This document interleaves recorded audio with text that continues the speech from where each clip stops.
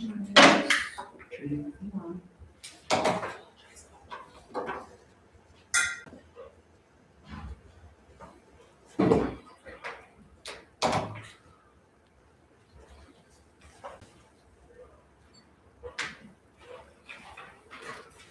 thank you. Call to order the Stevensville Town Council meeting for Thursday, June 11th, 2026. Janelle, would you please call the roll? Councilmember Talon? Here. Councilmember Wadler? Here. Councilmember Smith? Here. I apologize for that. Councilmember Ross.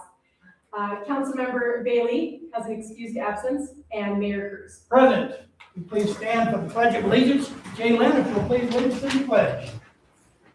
I pledge allegiance to the flag of the United States of America and to the republic for which it stands, one nation, under God, indivisible, with liberty and justice for all. Thank you. Okay, next item on the agenda is public comments on anything that is not on the agenda that is under the jurisdiction of the town council. Please make your comments to the chair. No comment? Go ahead. Sir, I just want to thank you for this opportunity to attend your meeting. I am the mayor of Alberton, and your mayor attended our meeting, and in reciprocation, we're here. These are my two clerks. Thank you for indulging our. Thank you, Mayor. Thank you, Mayor. Any other public comment? Jim Zabek, 509 Mission Street. Is there anything that we can do with the properties that don't take care of their property? The house next door to us is vacant, and the weeds our fence is 4 feet tall, the weeds are now over the fence. And it's a mess. And I don't know if we can do anything so, and I don't know if people still own the house. So I would appreciate it if the city could do something. Thank you, Jim.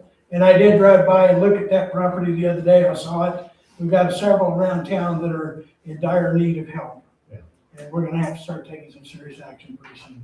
I don't know if we can charge them and add it to their tax bill or. We have an ordinance that we have to follow. Any other public comment? Okay, here now, we'll move on to the next item of business. Next item is approval of minutes. 4A, special town council meeting minutes, 4/27/26. Councilmember Smith. I move to accept special town council meeting minutes of 4/27/26. Okay, so the motion on the floor to accept the special town council meeting minutes of 4/27/26. Is there a second? Councilmember Ross. I'll second. Okay, so the first and second on the floor to accept the special town council meeting minutes for April 27, 2026. Is there any public comment? Council discussion? Hearing none, I'll call for the vote. Janelle? Councilmember Ross? Aye. Councilmember Wadler? Aye. And Councilmember Smith? Aye. Okay, next item on the agenda is approval of minutes, number B, or letter B, special town council meeting minutes for May 5th, 2026. Councilmember Smith. I move to adopt minutes for special town council meeting of 5/5/26. Okay, so the motion on the floor and a second on the floor to approve special town council meeting minutes for May 5th, 2026. Okay, is there any public comment?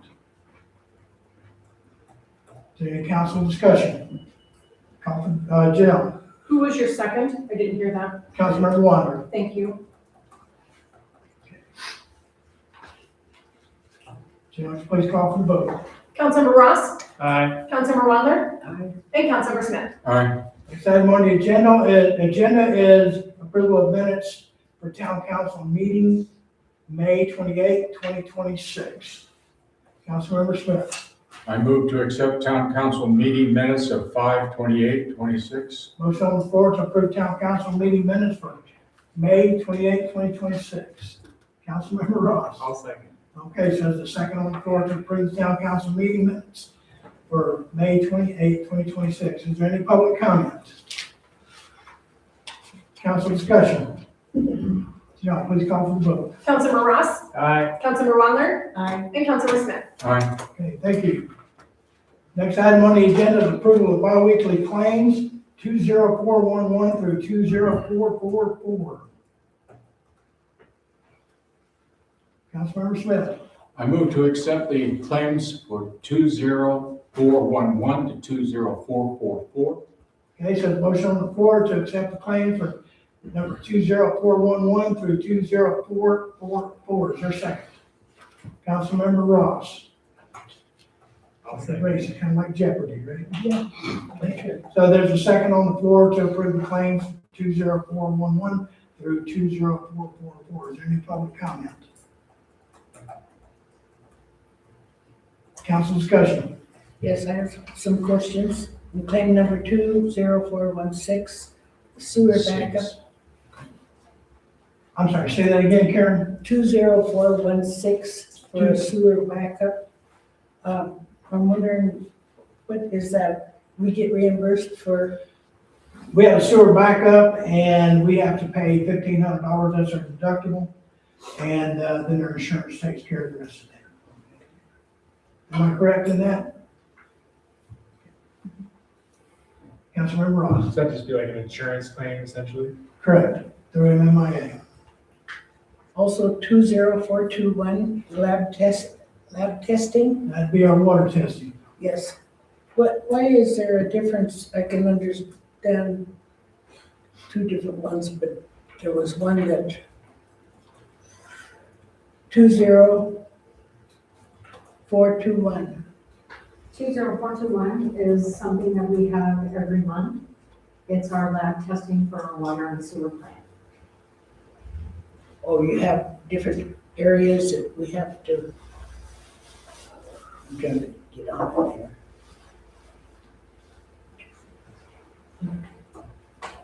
Do you have another one, Karen? So Glenn B's, are you talking about 20426? 20421. Yeah, 20421 is the lab testing for the water. It's something that we pay for every month. Are you asking, is it multiple lines? Yeah. Do we have water testing? I think it's multiple dates. Okay, but see, we have the 1, 2, 3, 4 of them for 267 and one for 426.90. That's what it costs. They do testing every week, Yeah. and that's the cost every week. Oh, and then they refunded. So they're per week, so one was on 5/5, one was on 5/13. I see that when they refunded the $60, there was a difference. Yeah, no, so there was a credit on our account. And so, because they applied one of our $267 to the water when it was going to the sewer, so we have a credit under the water, that's why. So, and you'll see that $66 credit for the next month, and that'll just until it runs itself out. So we have a credit under the water, but not under the sewer. What is the, first one I had a question about was 20430 and 20431. I don't know if we need to address that now or later. Is there a follow-up? Who is responsible to make sure we do get reimbursed for anything? That just, That's the finance firm. They take care of it. they do make sure that we do get reimbursed, okay. So the 20439, hang on just a second, is that Morris and Maryland? 20430 and 31. They all said we will be reimbursed, but that is something you guys monitor and make sure we do get reimbursed. Yeah, that's Morris and Maryland. So we get reimbursed by the FAA, and I don't ever process the claim until the money comes in from the FAA. So that's how we always check. I never process a claim unless we have the money to pay. Oh, sorry, here.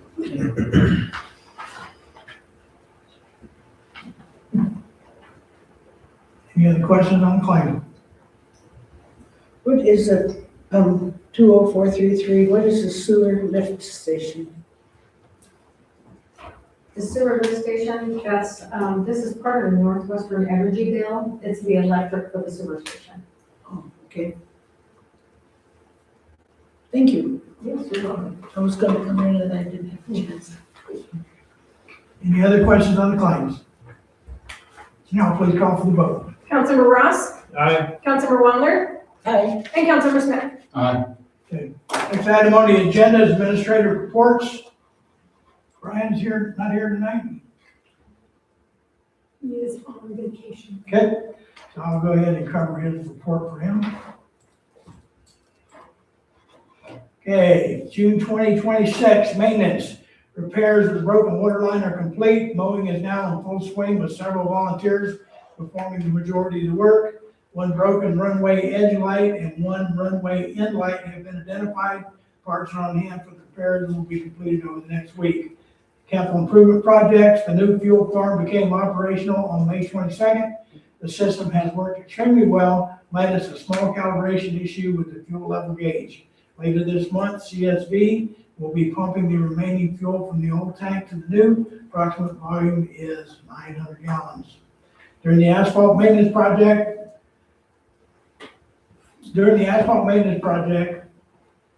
was completed over the week of June 1st. During this time, the airport shut down. Despite the rain, the contractor was able to complete the project on time, and the airport reopened at 6 p.m., Friday, June 5th. The overall quality was high. The first application of striping was performed during this phase.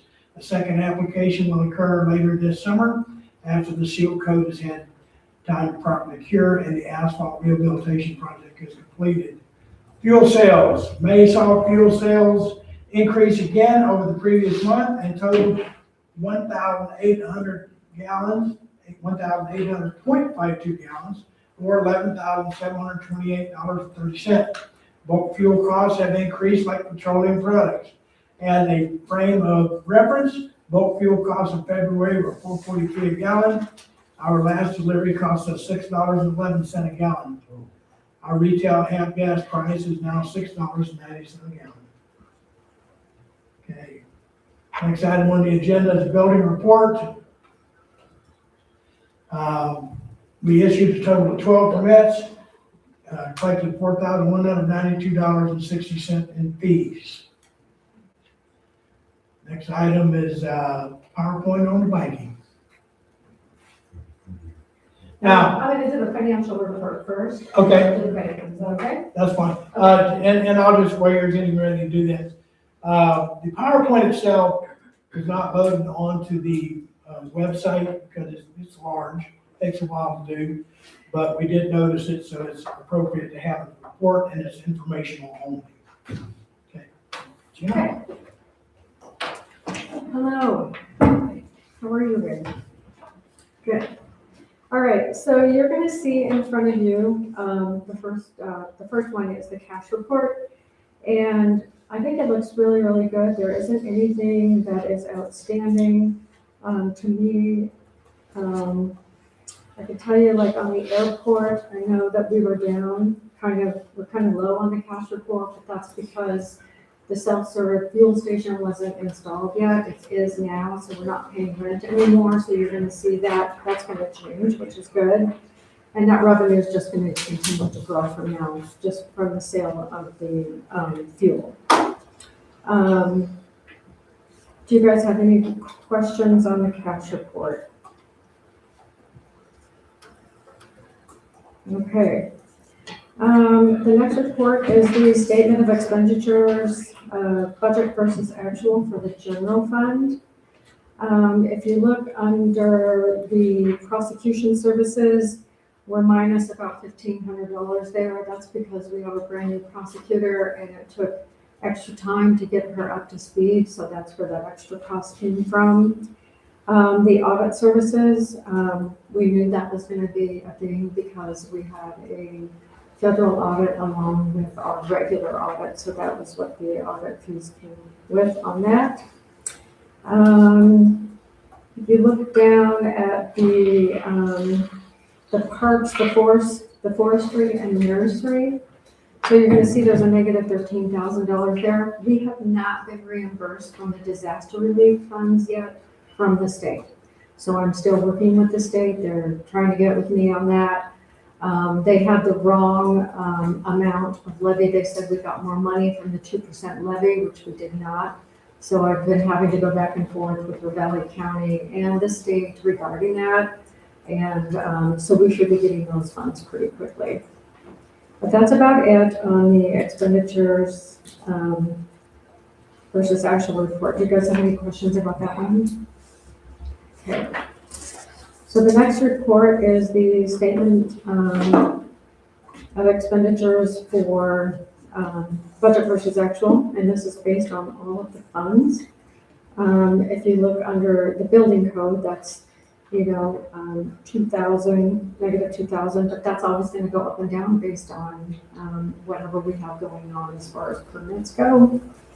So that's that one. The airport there, we knew that was going to be more because we were buying fuel for the tank, but we are getting reimbursed on the revenue side, so that's covering that expenditure there. And it's the same thing with the airport project. We get reimbursed from the FAA for that money, so that's showing up on the revenue side. Do you guys have any questions about that?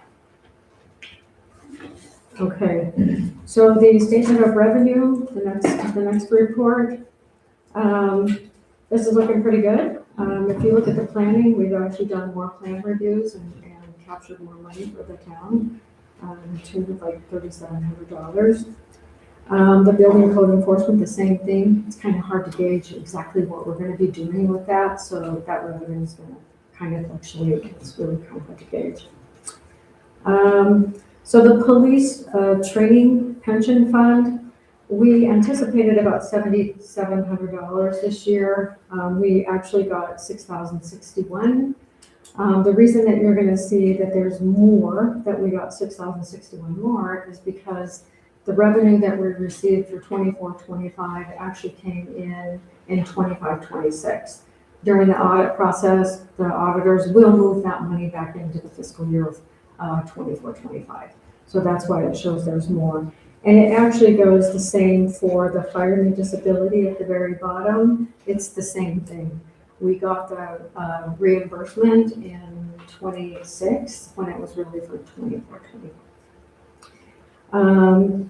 Same for the airport. Let me see, let's go down, let's see here. If you're looking at the airport, we received $18,000 more, and that's all based on fuel sales. So that's been a pretty good deal. The airport project, we thought we were going to get about $573,000. We actually got more than that, and I think a lot of that is contributed to the lawnmower that we got from the FAA for $54,000. So that's about it on that report. You'll see the bank reconciliation for April 26th and May. As you will see, we balanced out to the penny, as we have been all year long for both April and May. Do you guys have any questions? All right. So Robert and I have been collaborating on the issue with the questions on the banking, and we did some historical look back, and we have a PowerPoint to show you. Okay, Okay, so you want to kill one of those lights back there, would you please? Or maybe the other one. Oh, we got one. The door shut. That's good, that's good. Yeah, just switch the lights. this switch, yeah. Switch it. The other one? One down and one up. Okay.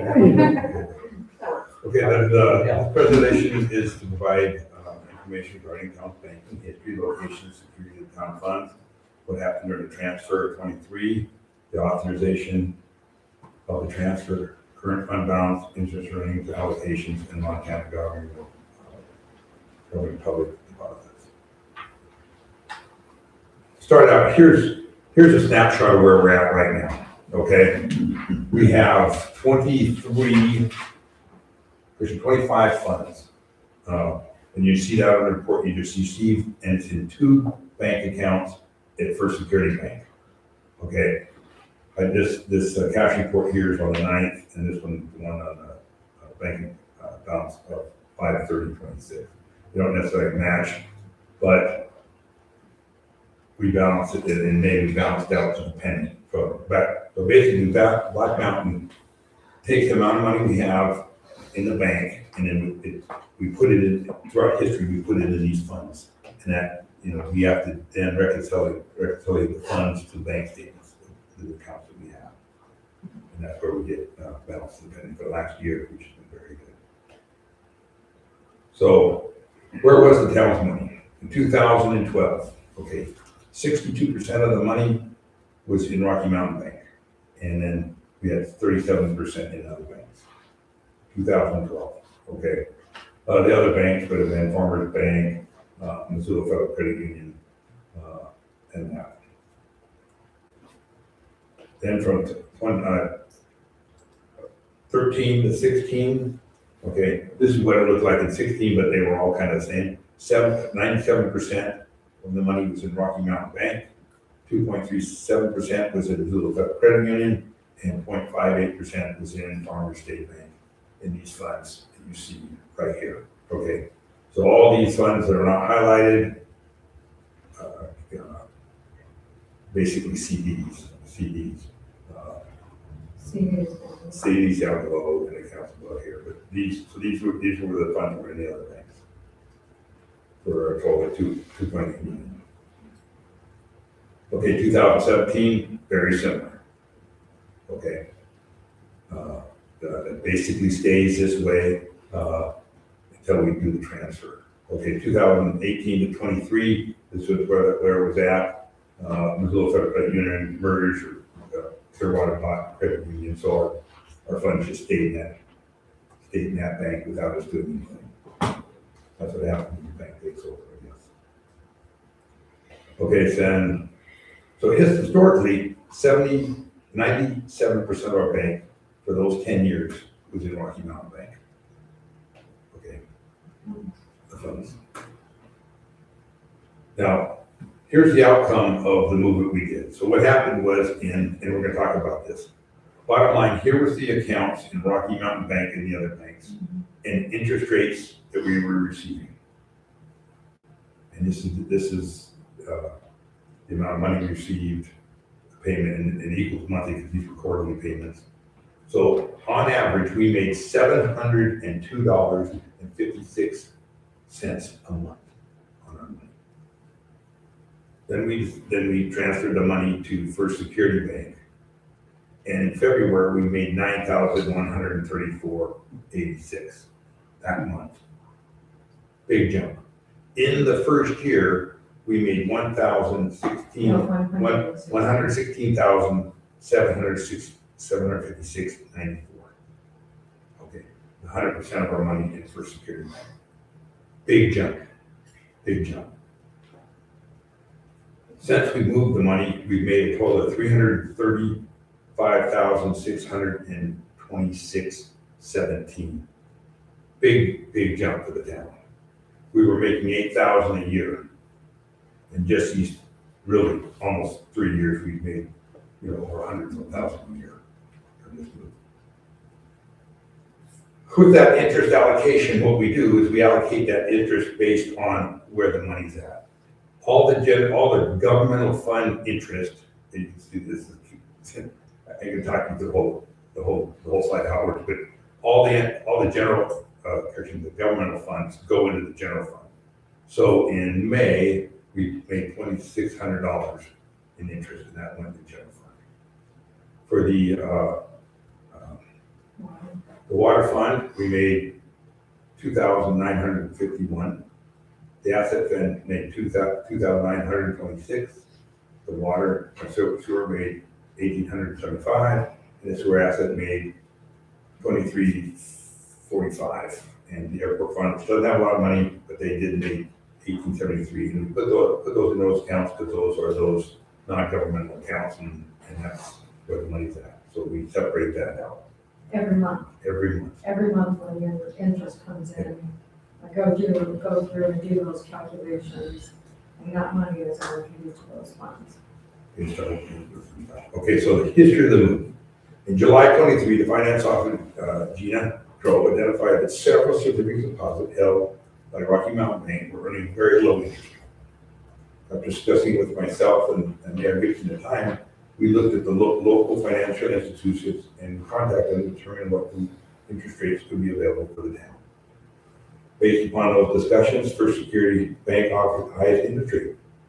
Mayor Gibson approved transferring the town funds to First Security Bank in order to increase interest earnings and maximize return on public funds. The whole goal is to get more money. That's the bottom line for what happened. Before, we weren't even making interest on our checking account. For all those years before, we didn't get a dime on $1 million plus in the checking account. So, again, the key points, we transferred the money from Rocky Mountain Bank to, and it really was about 3%.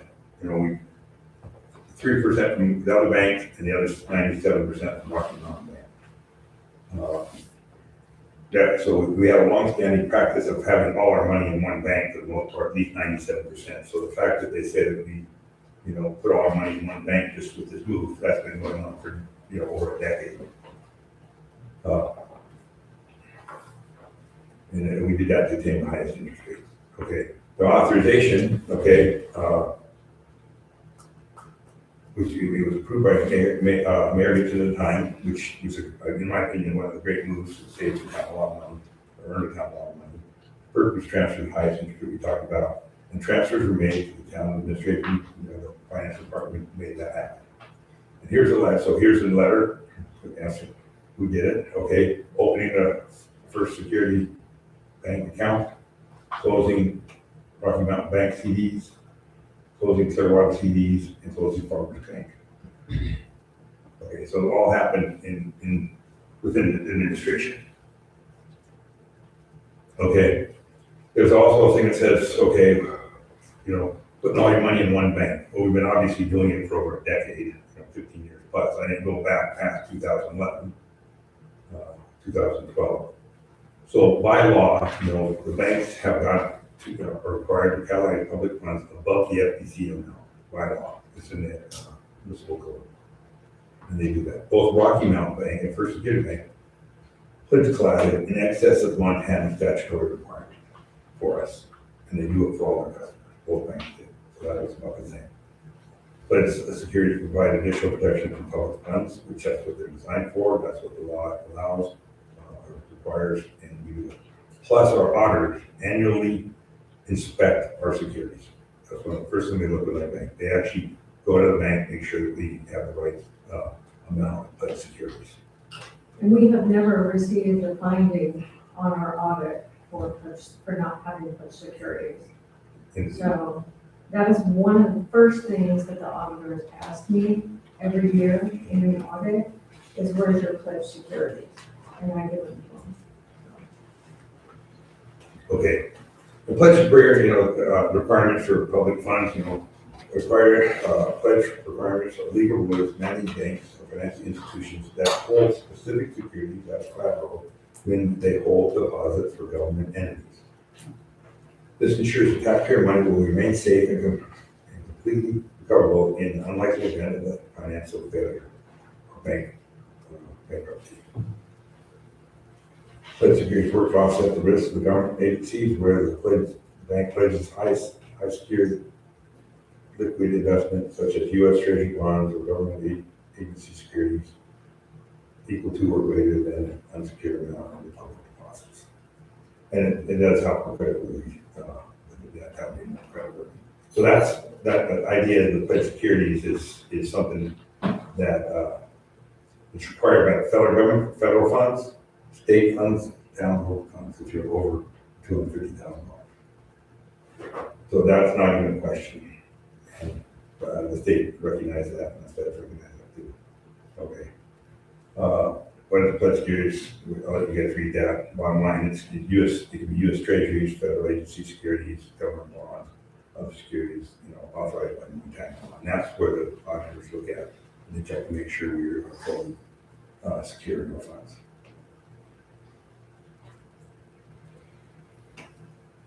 This kind of talks through the same thing, banks pledge securities. I'll let you read that. And usually those pledge securities are held by an independent custodian or a trustee. So it's a third person who holds pledge securities, not the bank itself. They go out and they purchase these securities for us. And it's held by another group. And they're the ones that send it to us showing we have pledged securities. And those securities change from time to time. It's just kind of like the Star Pump. Sometimes we get a better rate over here. They'll switch those securities out and we have to release those securities and add those securities back in, the new securities. And that happens, it's happened quite a bit over the last 10 years. Just a common thing that happens. And they also protect the government funds, that if the bank should ever fail or go bankrupt, then we can pull a claim on those securities, so we never lose the money. Okay. So the money is completely secure with the pledge security. And then once again, it's compliant with Montana law. So our funds are secure. I don't know, a better way to say it. Once again, the transaction was approved by the mayor. We've been through 4 different mayors. Each mayor does something different. Each council does something different. So at the time, it seemed like the right move. Obviously, money-wise, it was a great move for the town. Can't beat the amount of money we've made. And I'm glad Gina pushed for it. She looked at, recognized we're giving up money. And then we looked at it, and she's probably one of the only employees that ever made her salary plus by just making one move for the town. And that's kudos on that part. I hope, in summary, this presentation, review where the town funds are held historically. Obviously we've had one bank, 97% for over a decade, if not longer. Multiple different mayors, never been a problem. And same with pledged securities, never been an issue. Okay, never been on a finding in our history. At least recent history, I can only go back, 15 years. But I know again, the town funds have been held usually in one bank. And once again, the move itself was made based on the interest rate of what the banks did. We went to each bank and asked them what they'd do for us. And by far, First Security was the highest. And they worked with us really well, and it worked out in our favor. What else can I say? And it, once again, public funds are secured by the DIC and securities. So, once again, the auditors check that here, get it, shouldn't be an issue. I don't know why it come up now. It's been going on for, long before I even got it. There are some people who kind of act like the finance department's doing the wrong thing all the time, just because we're spending public money to run the town. I don't know why. But once again, on the last audit, we had 0 findings. And that's something a lot of organizations never achieve. 0 findings. So that means that the finance department has a high standard in what they're doing and trying to do the right thing for the town. It took us at least 3 months to talk through this process to actually decide to get it done. In our history, if you remember, we tried to do this with our bonds for the water and sewer. With the water, we got down about 1.75%. We sat on that for months and did nothing. And the town lost hundreds of thousands of dollars in interest savings because they couldn't do it. And that was prior to me leaving. So this was a great opportunity. We got it, happened. And in January, right after we moved the money, Rocky Mountain Bank informed us that Clearwater was going to buy this branch. And our First Security was going to buy the branch. Actually, Clearwater Bank was doing it, which is the parent company of First Security Bank, was going to buy this branch, and our account was going to transfer over. So if we would have sat and done nothing, just like when Missoula Credit Union bought, Clearwater bought Missoula Credit Union, we would have sat, the account would just stay there. So theoretically, we would have done nothing, all our money would have went there anyway. And that happened in June of that same year. Questions? Public comment. John, would you please turn the light back on? Thank you. Jim Tadwick, 509 Mission Street. During the last 3 years, have you checked with the banks on rates? No, I'm sorry. that's not true. What was the question, Jim? during the last 3 years, have you checked with other banks to see if you could hit the same rate or a better rate? Not at the time, no. Do you think you might be able to do that in the future? I think, Look at it. yeah, I mean, that's something we have to do. It's a little bit harder to, there's a big move in the system, but you're right, we need to check those rates, figure out. I'm not talking about closing the account entirely, you know, but maybe moving some of the funds around to the different credit unions and banks. Share the wealth. I would say when reconciling, when you have multiple accounts, is a nightmare in our system, because our system, once again, Black Mountain is doesn't like government fund. I know, you know the deal. And it's really hard when you have multiple accounts, which theoretically, we only use, for the most part, one big checking account. You know, we don't have, before in 2011, they actually had multiple savings accounts and multiple checking accounts for these funds. So it wouldn't really necessarily work with the Black Mountain product that we use right now, because you've got multiple checks.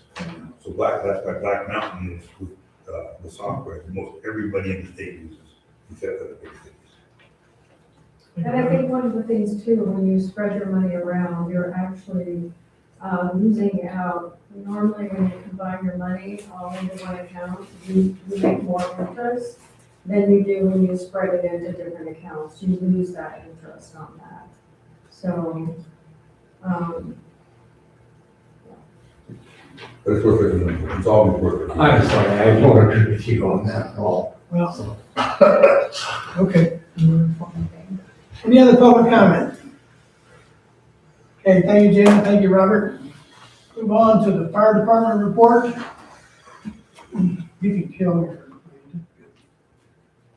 Chief Motley, how are you this evening? Good. So, you guys do have in your packet on May's monthly report. In May, we had 65 requests for service for the month of May, 28 in the town, 37 within the fire district. We had 53 medical responses, 9 fire calls, and 3 vehicle crashes. We had 2 missed calls in the month of May. Year to date, we're at 277 at the end of May. So pretty much on par as we are most years. We have a slight increase in where we are year to date, but pretty much is what we've been normally seeing going on throughout the years. So that's kind of the monthly report. You will notice that we are just kicked off the 2026 Volunteer Firefighters Convention hosted by the town of Stevensville and the Rural Fire District Fire Departments. That started today about noon, 11:45 to be exact. And we'll continue through the weekend in conjunction with the soccer tournament, softball tournament, everything going on in town this weekend. It'll be a busy weekend in town. A lot of traffic. We did set our convention up to where we will be trying to drive business traffic to our local restaurants and bars and community establishments. So that's what we're really trying to promote, and promoting the town as best as we can in the businesses in the community. We're operating out of the school, the high school, and the West Side Station, and a couple other venues around the district for different training things. We have over 150 people registered for this event coming from across the state. So it will be a busy weekend in the town. Everybody will be out and about, so enjoy. Thanks, Chief. Any questions? Okay, next item on the agenda is police department. Chief Bo, how are you this evening? Doing well, how are you, sir?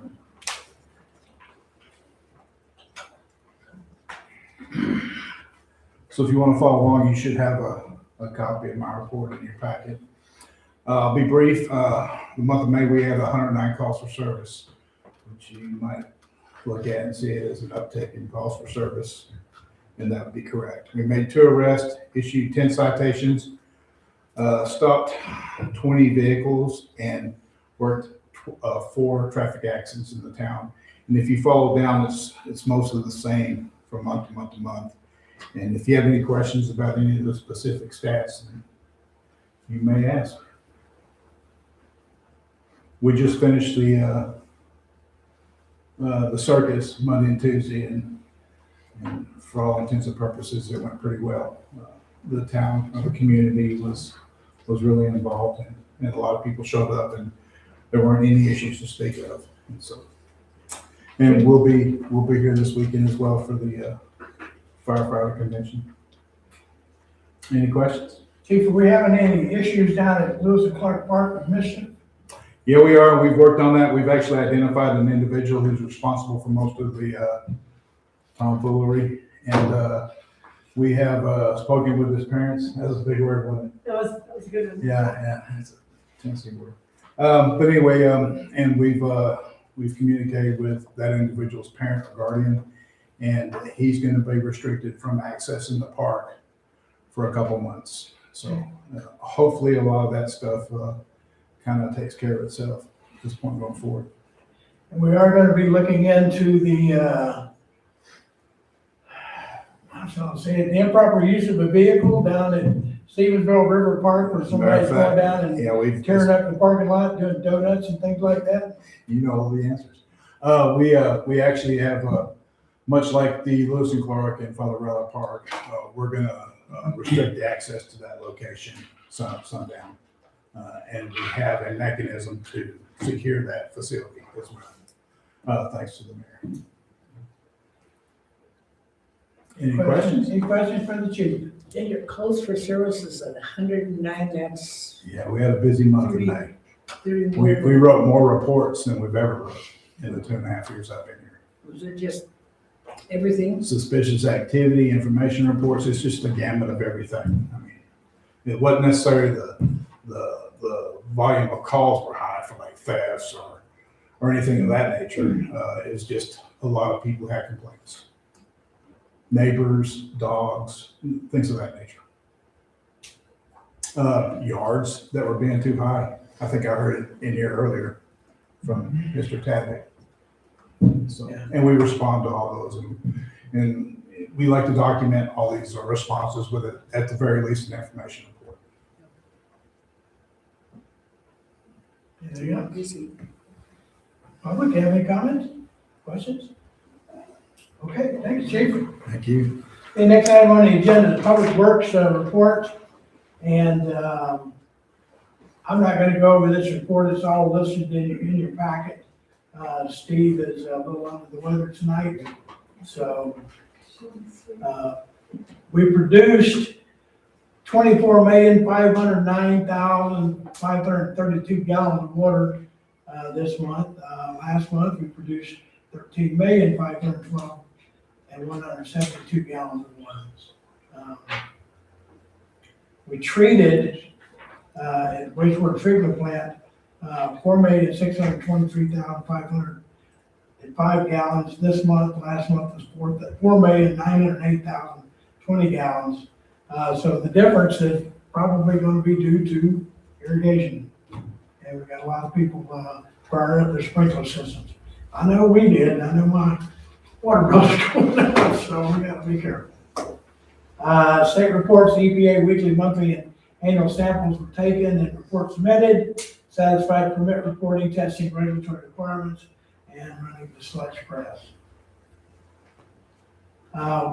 Meter reads, billing cycle, daily road grid intersections, street maintenance, potholes, sign installation and replacement, water wastewater plant rounds, preventive maintenance at wastewater treatment plant buildings, vehicle maintenance, downtime risk management inspections, continued storm damage, tree removal and pruning. SCADA upgrade continues at the Well House wastewater treatment plant. We injected chlorine at the Well House, marked graves at Riverside for monuments, and grading, leveling at Riverside. We had 2 emergency water callouts. We had 1 full burial, extensive cemetery cleanup for Memorial Day, repaired strip irrigation at Veterans and Creamery Parks, reseeded ground and new salt pump on Smith Street. Further details on Q work coming. Remember, we only have 4 guys to do all this work.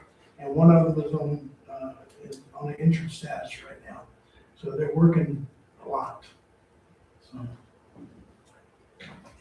if I see, when I drive down the road, if I see bag trash on the side of the road that needs to go to the dump, I might stop, pick it up, bring it down myself, just so they don't have to do it. Any questions on public works? Hey, I have a statement. I know that Riverside Cemetery is in better shape than I've seen it for a long time. Old Maplewood isn't good, but my family's out of Riverside. you know, I was down there the other day, some woman come up to me and started talking. I said, can you see me? No. You in there? Hey, moving on. Unfinished business. Discussion decision on reducing rates for SELC Children's Swim. Jamie's not here tonight, is she? Jamie is not. Okay. My name is Kelsey Mahan. I am the director of Sapphire Early Learning Center. Jamie, our board president, could not make it this evening, so I'm here to stand in for her. Okay. I don't know how much we already know. If you want me to re-go over it, if a decision has been made. Well, do you want to read the letter or you want me to read it? I can read it, that's Okay, fine. go ahead. I'm just gonna summarize it. So basically, Sapphire Early Learning Center is a nonprofit childcare right here in Stevensville on the corner of 3rd and College. And right now we are servicing our summer program, and we are hoping to get our kids to the pool a couple of times a week for a discounted rate. It's our understanding that the current rates currently at the pool are $5 per child for open swim and then $70 to $5 for group lessons. Our proposed new discounted rates would be $3 per child. We would come 1 day a week for open swim, and then we would bring our kids for one group lesson a week as well. And our proposed new discounted rate for group lessons would be $65 a group instead of $75 a group. We have 25 total kids in our program currently. And if need be, I taught swim lessons for a while. I understand the 12-year-olds are a little more experienced than the 3-year-olds that we have.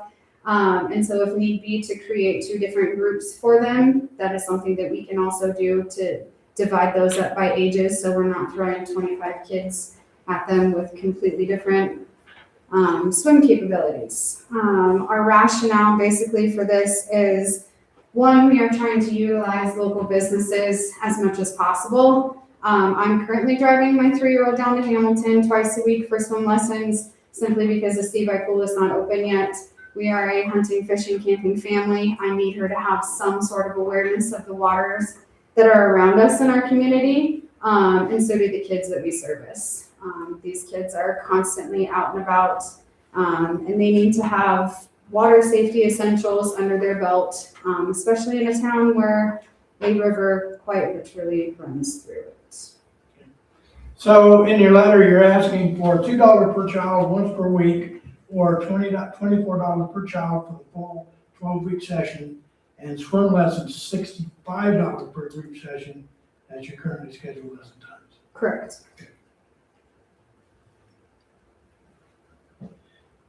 Any questions by the council? Councilmember Ross. I believe that Jamie mentioned last time that this would be mostly for kids that normally wouldn't have access to the pool. to begin Correct. with. Yes, and a lot of our kids won't have access because their parents work, and that's why they're with us for 9-10 hours a day sometimes. And so these kiddos that are with us would have access to the pool that they would not have access to. And I also forgot to mention that every single time we go to a pool, there will be at least 2 other adults that are accompanying our children in the pool with them at all times. You have in your letter Councilmember here, Waller. excuse me, you have in your letter $2 per child, and you just said. I did say 3, I apologize, it's 2. I'm sorry. Yes, thank you for the clarification. And there's 25 kids that you would take to the pool once a week? Once a week for swim lessons, once a week for open swim. All 25 at one time? No, Some of our kids are part-time kids, so whenever our swim lessons land, I'm also not guaranteed for all parents to sign their kids up as well. And so I don't have an exact number. 25 would be the max total kids that we would bring. But I have no idea if parents are gonna say, no, thank you, that makes me nervous, me not being there, or if they fall on a day that they're not coming to care, that would just be less children that we would bring. Total 25, I'm not sure what it would actually be. But all of the kids would come at one time, you wouldn't say bring 12 one day and 5 at the next. No, they would all come on one day. Because there's a limit to how many kids there can be in the pool at one time, and if they were distributed, we wouldn't have to send kids home that do pay the full amount, or they wouldn't even be able to come in. My kids used to be sent home because the pool was full. I see. I mean, I want my kids to have swim lessons. So if we need to bring them down on 2 different days or split them in half and have them on 2 different days, we would make it work. I think it would be more beneficial. I think 25 is a rather large number for what we would actually have. That was me guesstimating that every single kid in the program would be there that day. And I know for a fact that that's not true, so. Councilmember Ross. What is the actual limit at the pool? I don't know. I don't have to. I You know, believe the it's actual 65. 65. I believe that's the number. Because if it's a hot summer, there's going to be a lot of kids wanting to go to the pool. Councilmember Smith. Yes, you mentioned that there would be a couple of adults that would come. Are they certified for lifeguards now? They're certified in CPR, and that's as far as we go. We will have lifeguards. Right. Gina. So my question is normally, in the past, we charge for people that go in the pool. And so if there's 2 adults in the pool and we already have lifeguards there, I'm not sure that they, you know what I'm saying? So, and I know right now, because we've been working really hard on this with the swim lessons, they're really cool right now. And, so I don't know how, I know you said not all 25 are going to go at the same time, right? I think it might be kind of a juggling thing, trying to get them in a lesson, because I know they're really, really busy right now. But I don't know how they do that schedule, so I didn't want to kind of bring that up, and I didn't know that.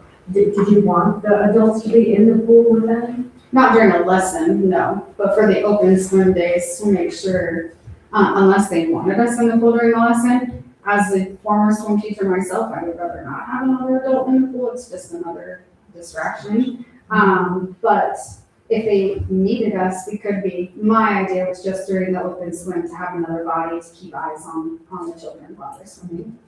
I know we have lots of lifeguards there, and we switch them out every 15 minutes. Okay. And we have a really, really good group this year. So I don't know, and I normally they would charge for those persons to be in the pool. So the adults would be charged as well as the kids. Okay. Any other council questions? I think it needs to be ironed out about how many kids are there at a time and whether or not the adults. Well, that's why we have lifeguards and we have limits. I mean, they're gonna regulate that. So, But it shouldn't be at the expense of the kids who are paying the full fee. right. You need to So what would understand. you suggest? Well, that the lifeguards be aware that they don't send the first ones there home. That the ones who pay the full price are allowed to stay, but the ones who pay the discount price would be the first ones who are sent home. So would it work if we had, the Learning Center call ahead and let them know how many people they're bringing? That would help probably. Would that help enough? Yes, Gina? I just want to bring up the fact that we did give a significant raise to the lifeguards this year, a lot. And we're also paying $3,000 for them to be certified. lifeguard certified. So you need to take that financial thing into consideration as well, and not that I'm against it, I'm not. I just don't know how, I mean, you lose about $28,000 a year on that pool. And so, I mean, with raising those rates about $3 an hour, for 12 lifeguards, and then paying the $3,000 for the certification, that's gonna be a financial, that's a financial thing that at least you need to be aware of. Who funds your operation? A lot of different things. It's mainly your tuition that we get from parents. Oh, like our summer program, it's sponsored. This year it will be sponsored by a local business. Okay. Councilor Ross? I had two things. Kind of to your point, my understanding was, kind of mentioned earlier, normally if this opportunity wasn't there, they would not go to the pool, period. Correct. So the potential income that from those kids would be income that theoretically we would not have seen otherwise. Correct. And then just wanted to voice, I'm not really super keen on prioritizing kids based on their entry into the pool. I think that it would be difficult to send half of the said group home because they're coming there as a group. And I think we're not prioritizing that we're gonna kick people out to provide an opportunity for other people to show up, but just more that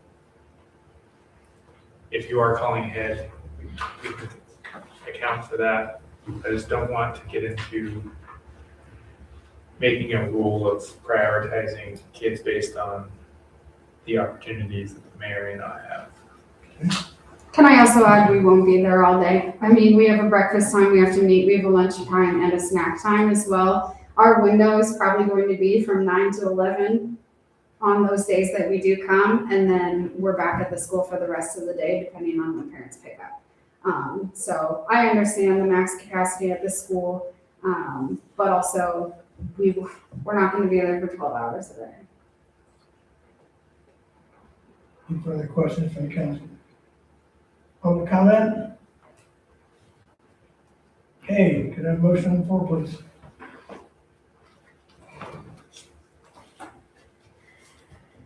Councilmember Ross? I make a motion that we approve reducing rates for SELC Children's Swim. Okay, so the motion on the floor to approve reducing rates for the SELC Children's Swim. Is there a second? Councilmember Wander. Motion on the floor and a second to reduce rates for the SELC Children's Swim. Is there any further discussion from the council? Okay, Janelle, please call for the vote. Councilmember Smith, Aye. Councilmember Wander, Aye. and Councilmember Ross. Aye. Okay, motion carries 3-0. Congratulations. Thank you very coming. much. Okay, let me get my computer back up here.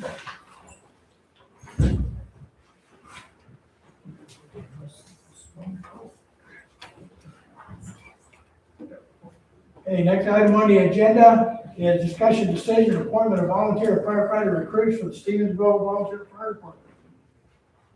Chief Motley. Yeah, so in the past, it was asked of us to bring our recruits before the council, so the council could put a face to a name, and know who we were putting on our department. So with that being said, tonight I'm bringing three volunteers that want to volunteer for this town of Stevensville Fire Department. We have Josh Brown, who comes over from the Rural Fire District. He'll come over as a lieutenant, firefighter 1, firefighter 2 qualified. We have Noah Tan, who also comes over from the district, firefighter 1 qualified and EMT qualified. Both these individuals are great hands and great assets to the town and to the department.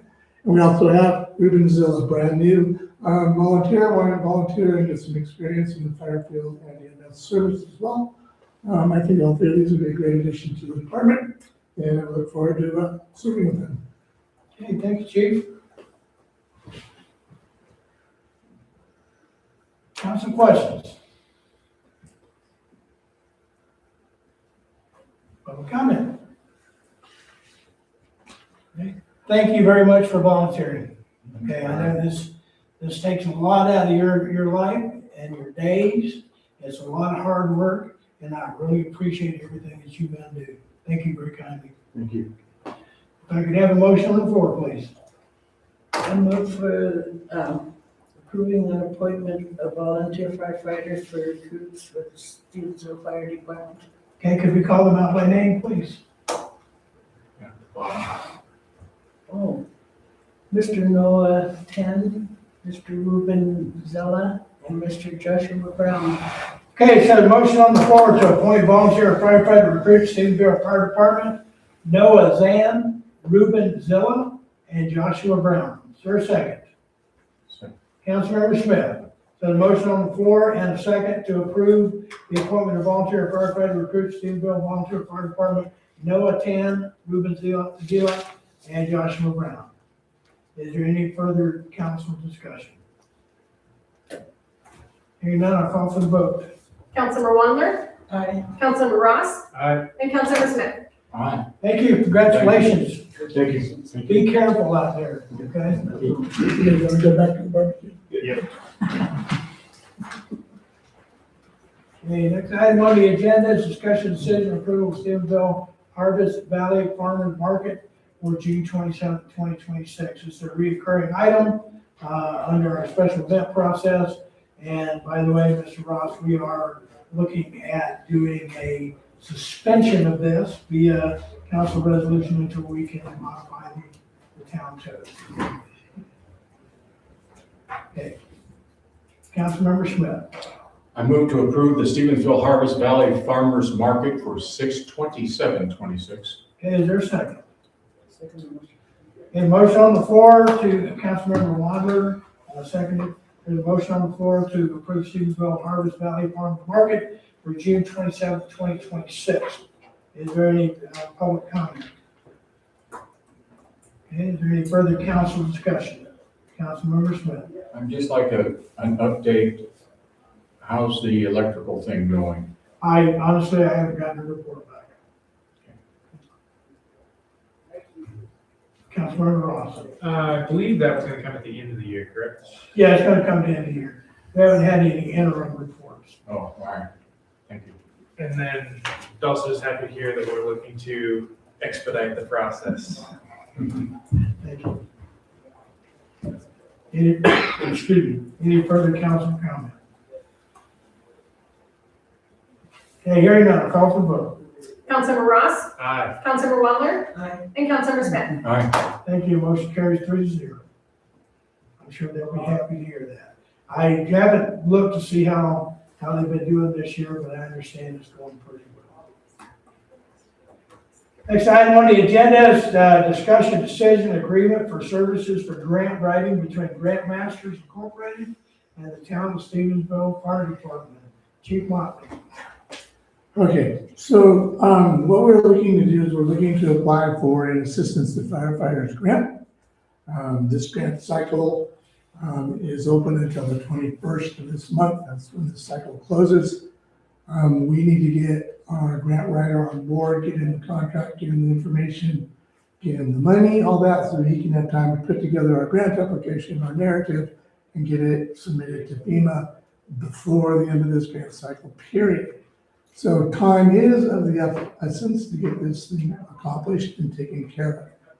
What we're looking to do is we're looking to apply for an assistance grant for 28 sets of new PPE or bunker gear. That's head to toe outfitting 28 members of the department.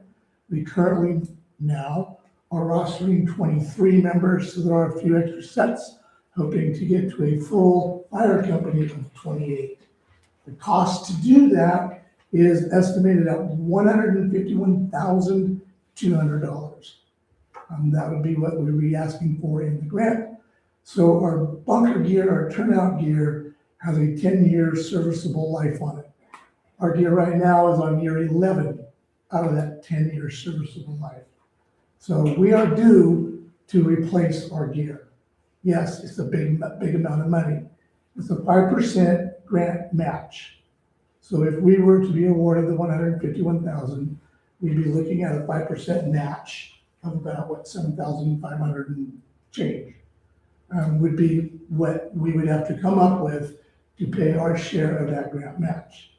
The grant writer, Grant Masters Inc., which is the contract that you have in your packet, is for $3,300.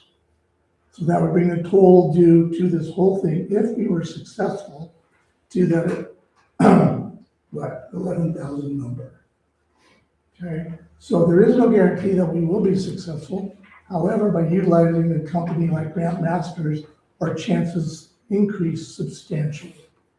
So the question is, how do we come up with the $3,000 and that additional $7,000 if we are successful? That's the question in the room. So one, the department will be fundraising to help offset these costs and these expenses. Two, I understand there may be a possibility of a 2% public services levy that the town may be able to levy.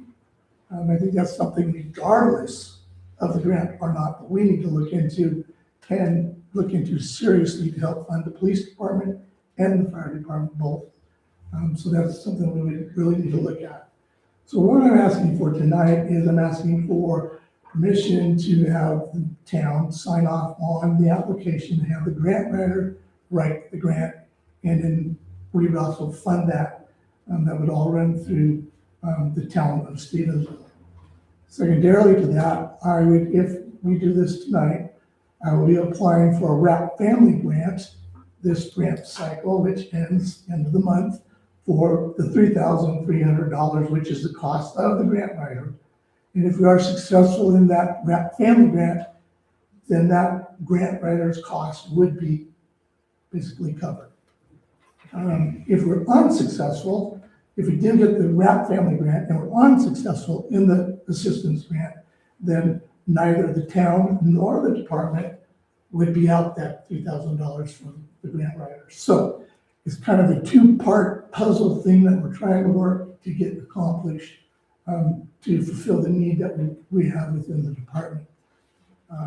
So I'm here tonight looking for permission for the mayor to sign the agreement, because he's representing the town with the grant masters, and how this thing moves forward. If the town does not feel they can afford and fund that $3,000 up front, we have individuals that will step up and cover that cost and move forward with this. This is a very important thing for your volunteers. It's their safety. I mean, it's just the way it works. And if we have to come to somebody's fire, somebody's house, also an extrication with the same gear and extrications as well, car wrecks, those types of things. It's our personal protective equipment that we wear and like the outfit for our members. And again, like I say, we're year 11 on a 10-year service life of our gear. So that's why it's here tonight. And yes, time is of the essence. We feel that if we do get approval to move forward with this, we can get grant masters on board. Basically, we've already given them all the information that they would need to put this together, short of a signed contract. So they're holding fire, so to speak, waiting for us to fulfill our end of the agreement on the application and to hire them to provide the service. So that's where we are, and that's why we're here tonight. Okay, so let me make sure I understand what we're doing. So for tonight, what you're asking for is $3,000 to engage grant masters to write the grant, and you have a potential method of reimbursing the town for that $3,000 through a WRAP family grant and fundraising. Is that correct? Correct, and it's actually 3,300, but yes. Okay. Okay, so that's what's being asked tonight. If we get the grant, then the town's gonna have to come up with about a little over $7,500 to pay the 5% match. Correct.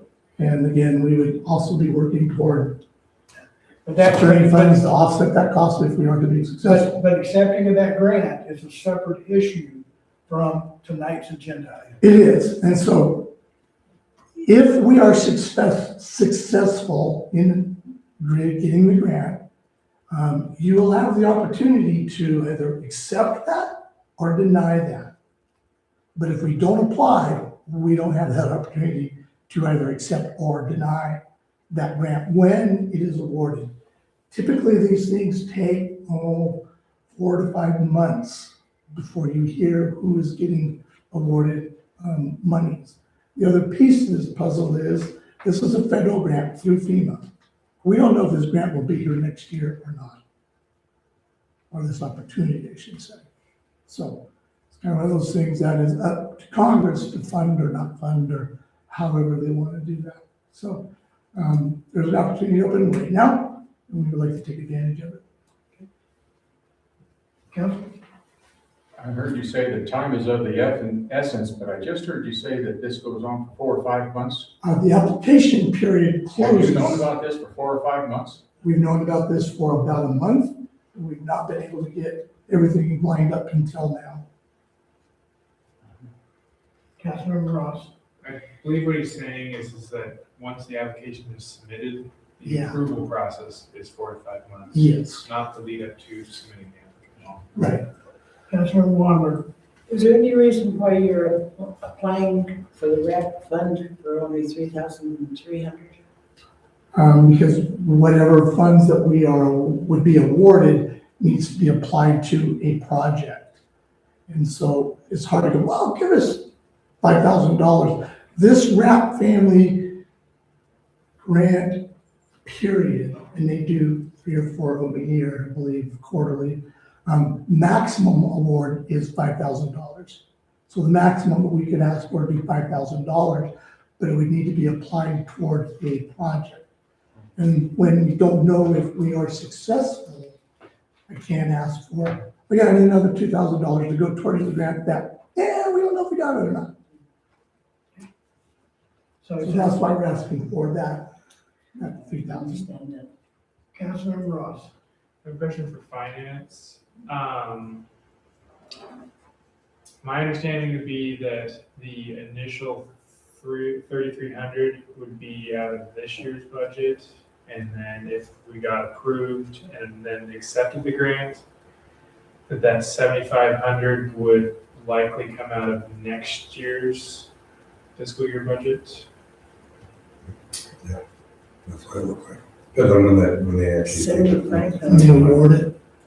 Yeah. So that is something we Wait, would be looking at. wait. Okay, so one conversation at a time. Okay, Councilmember Smith? Okay, so that would mean then that we would be looking at this in our budget process for this next coming year. 7,500, yes. Yeah, okay. Councilmember Ross? Do you have current fundraising plans in place or ideas And like, We- in place? In addition to the RAP family application, we are doing a pancake breakfast for Western Building Center. The 27th, I think it is, whatever the Saturday is at the end of the month. And that's a $1,200 donation to the department.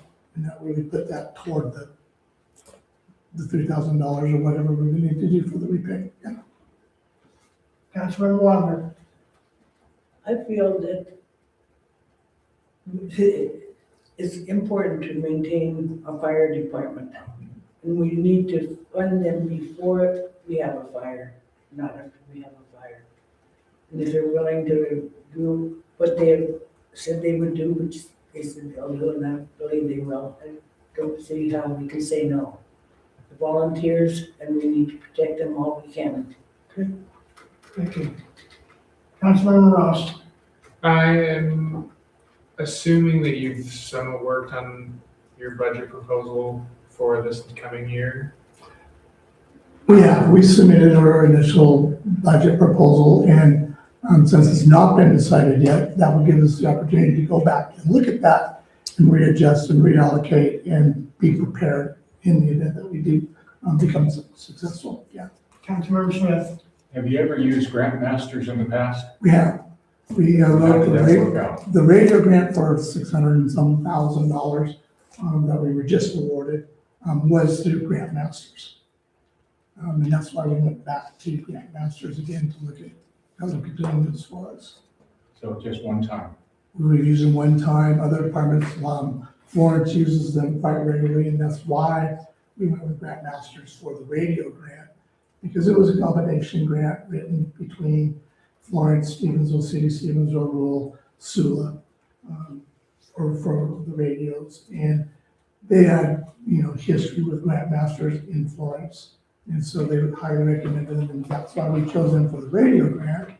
And it was successful and decent people to work with and put it all together. And so we kind of have a little bit of a relationship, if you would, with them. One, two, they know the Stevensville department, so they have a lot of our basic information. They know our population, they know our department size, they know those types of things from the previous grant on the radio that we did. So it's easier for them to compile the application and get it submitted in a short time frame. Chief, do you have the money in your budget right now to pay for this Grant Masters? Probably. But again, we're robbing from Peter to pay Paul. Something would move out and move in, type of a deal. But I'm very confident we can raise the funds to cover the Grant Masters. Councilmember Smith? The importance of putting the clothes on the firemen is very important. I got that. But I've heard a lot of what ifs. Being the devil's advocate here for right now, what if it all goes south and you don't have it in the budget? You just said you don't know. Then we come back, and then this next upcoming budget cycle, we go, Well, we no longer need $7,000, we need $151,000. The problem does not go away. It just gets worse and worse and worse as the can gets kicked further down the road. And if the grant cycle comes up in the future and we're in that position that we need to apply, obviously we will apply again. But that is a huge unknown, and we don't know if that's going to happen or not. So, I think they have the answer to when you see budget. Robert, Say it again. do you have an answer for the money in the budget? There's money there, it's just how much is gonna be spent between now and the end of the year and what's been spent since the last cycle. So they're not over budget, they don't look like they're going over budget. Departments usually very close because they know their budget. Time to tighten the belt? Time to tighten the belt, yeah, and I was very neutral about this in the beginning.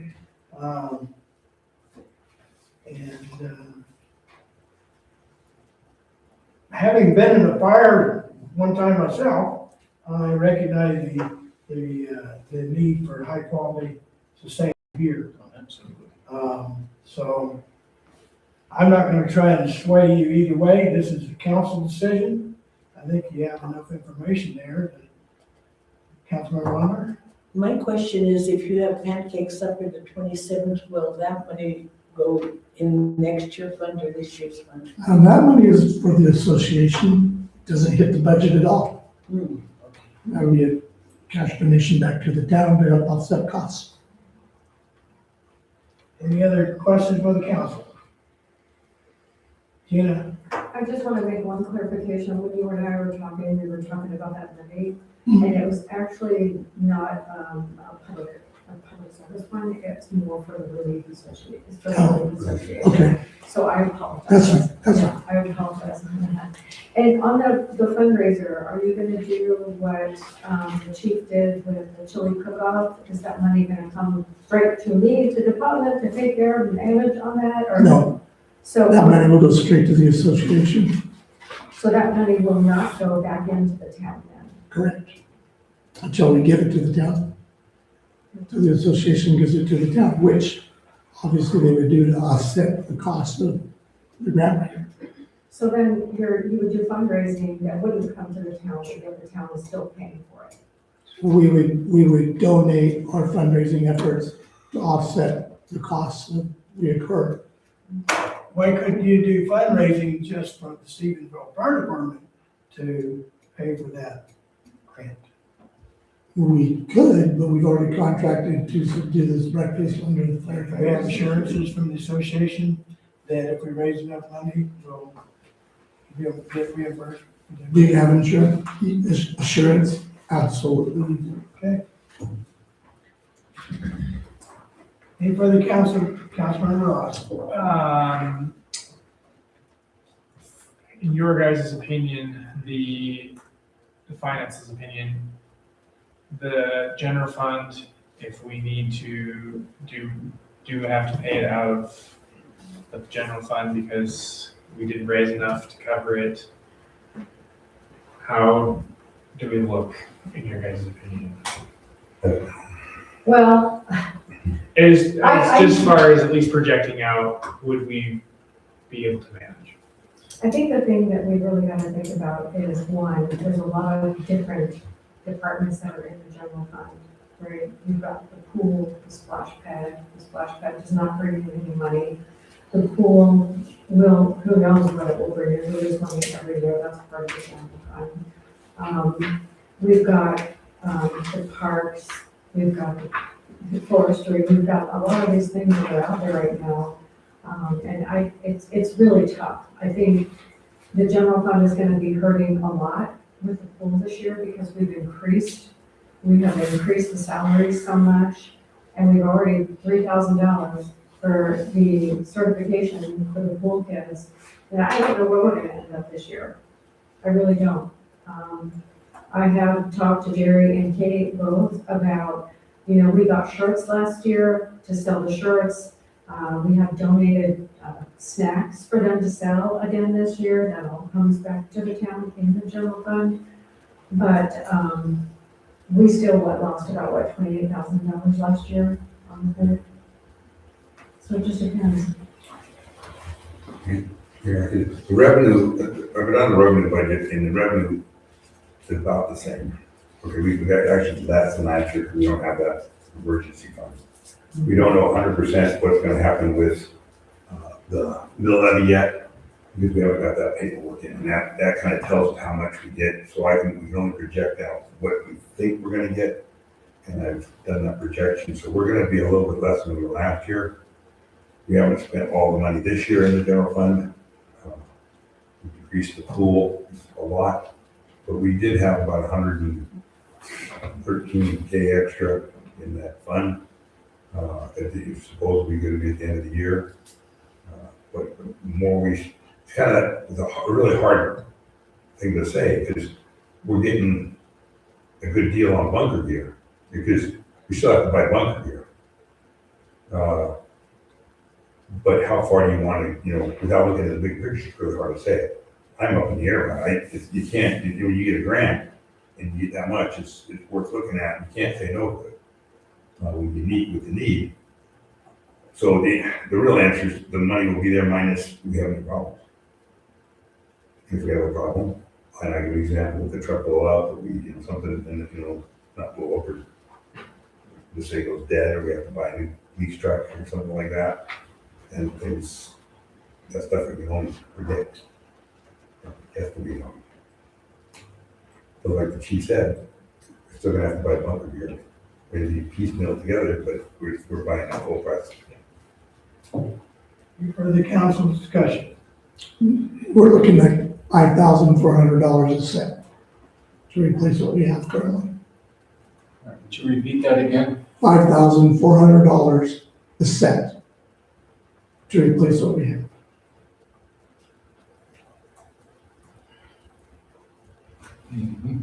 Any further council comment? Public comment? Can I have a motion, please? I move that we approve the agreement for the services for the grant writing between Grant Masters Incorporated and the Town of Stevensville Fire Department. They said the motion's on the floor to approve the agreement of services for grant writing between Grant Masters Incorporated and the Town of Stevensville Fire Department. Is there a second? I'll say. Councilmember Smith, so the motion's on the floor to approve the agreement of services for grant writing between the Grant Masters Incorporated and the Town of Stevensville Fire Department. Is there any further council discussion? Janelle, please call for the vote. Councilmember Wondler, Aye. Councilmember Ross, Aye. and Councilmember Smith. No. Okay, motion passes 2-1. Thank you.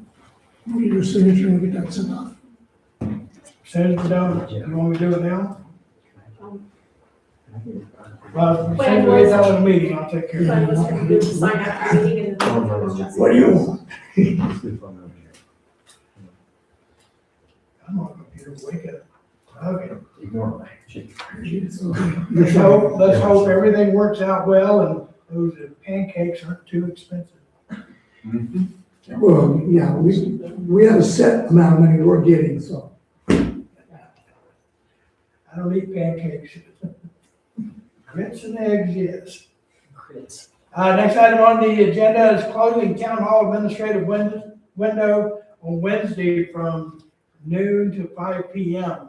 This is an item that I am requesting because I recognize the need for our town clerks and our town staff to take care of some administrative issues that we need to do in town.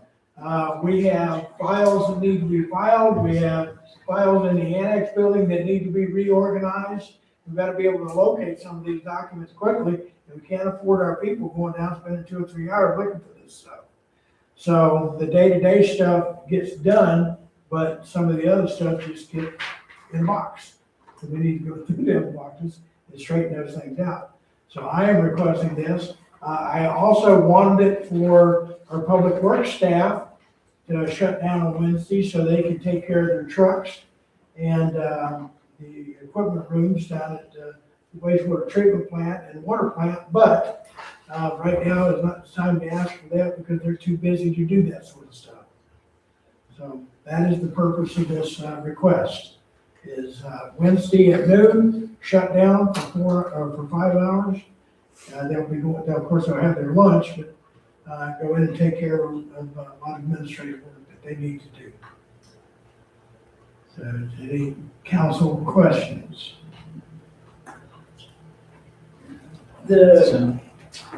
Excuse me, Councilmember Wander.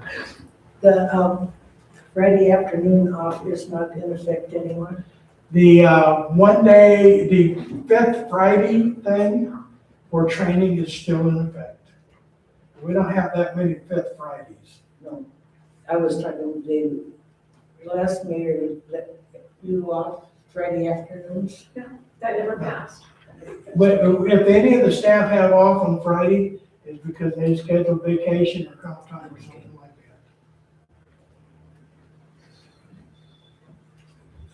that. Councilmember Smith. I would say if we didn't have codes or rules, this would just be an administrative thing. So, seems like a good idea. Yeah, we cannot shut the window down legally without council consent. Okay, the clerk's office has to be open unless council consents to it. So I'd like to try this for a while, see how it works. The clerk and the deputy clerk have been making good progress on a lot of stuff they've been doing. And even Gina has a lot of stuff that she needs to do. So this is our opportunity to take care of some of this stuff. Councilmember Wander. Do they all have their own thing that they have to do, or could you let one stay in the office that afternoon and the other? Well, the problem is if you leave that window open, it just gets to the point where you can't do anything because people come in and then, the one person doesn't have the answer, so you get the other person involved and they may be down, they need to go work at the annex building. We have an annex building full of records. We've got to get those things taken care of. That's why we're doing this. So most everybody's going to be at the annex.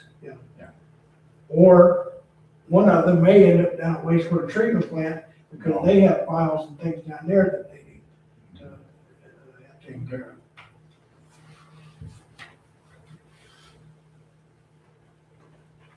Probably will not be heavy. We'll see. If I'm in the office, somebody comes banging on the door, I'll answer the door, I'll answer the phone. If I'm in the office, I don't have a problem with that. Do you go through the files too? You can spread what I do. They're also down there doing stuff that's important to public. I'll remember that. Any council comment? Any public comment? Okay, can I get a motion on the floor, please? Councilmember Smith.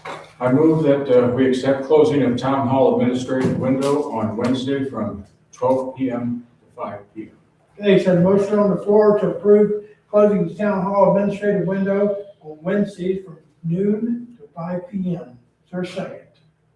Councilmember Ross. Second. So the motion and a second on the floor to close town hall administrative window on Wednesday from noon to 5 PM. Is there any further council discussion? No, just please call for the vote. Councilmember Smith, Aye. Councilmember Wander, and Councilmember Ross. Aye. Thank you, motion carries 3-0. I think this will work out good. If it doesn't work out, we'll just break it back, and we'll open it back up. So it's a trial and error process. Okay, next item on the agenda is discussion decision. Does anybody need to take a break? It's been an hour and a half. Does anybody need to go to the restroom or anything? Okay. Next item on the agenda is discussion decision resolution number 457E, a resolution of the town of Stevensville Town Council amending water and sewer billing processes. Basically what we got is we have a problem when our billing process ends on a certain day and people drop their bills off. They may put them in on the day they're due, but they might not get addressed for a couple of days because of the weekend or a holiday. So we're just changing that to allow the next Monday to come into play. Pretty much, right? You know? The next business day to come into play. Next business day. And Andrea highlighted the items in yellow that are being, All the highlights. Yes. correct. Changes times and days. That's all we're doing. Anybody need me to read that into the record?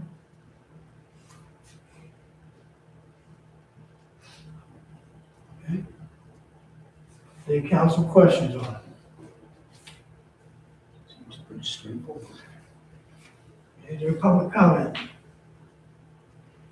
Can I get a motion on the floor, please? Councilmember Ross. I move that we approve resolution number 457E, a resolution of the town of Stevensville Town Council amending water and sewer billing policies. So the motion on the floor to approve resolution number 457E, a resolution of the town of Stevensville Town Council amending water and sewer billing policies. Is there a second? Councilmember Smith. So I've got a first and second on the floor to approve resolution number 457E, a resolution of the town of Stevensville Town Council amending water and sewer billing policies. Is there any further council discussion?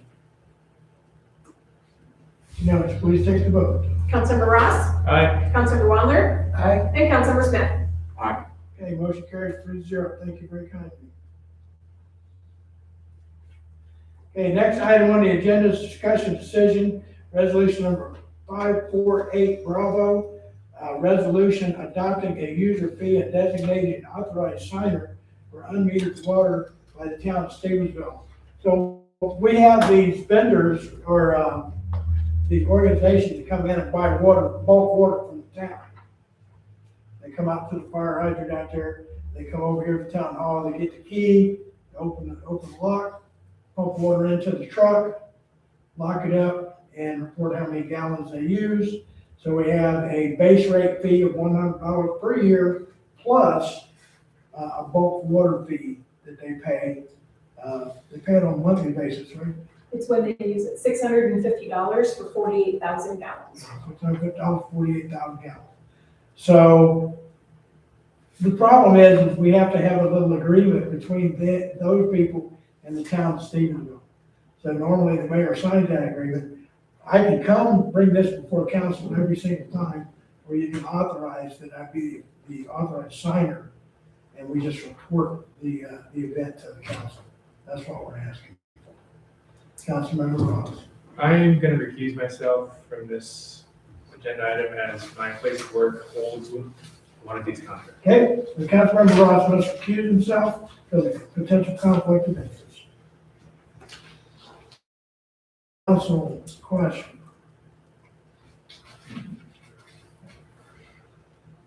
Seems to make it a little more easier. Makes it really easy. Mhm. Any public comment? Okay. Councilmember Wander. I move that we approve the resolution number 548B, a resolution adopting the user fee and designating an authorized signer for unmetered water for the town of Stevensville. Okay, so the motion on the floor to approve resolution number 548B, a resolution adopting a user fee and designating an authorized signer for unmetered water by the town of Stevensville. Is there a second? Guess it's up to me to second. Okay, Councilmember Smith seconds the motion. So I have a first and second on the floor to approve resolution number 548B, a resolution adopting user fee and designating an authorized signer for unmetered water by the town of Stevensville. Is there any further council discussion? Hearing none, I'll call for the vote. Councilmember Smith Aye. and Councilmember Wander. Aye. Okay, motion carries 2-0. Thank you. Next item on the agenda is discussion decision, resolution number 589, a resolution adopting the Montana State Fund as the workers' compensation program for the town of Stevensville. As you all know, the Montana Municipal Interlocal Authority has dropped the workers' compensation program. We are adopting that program as our workers' compensation program.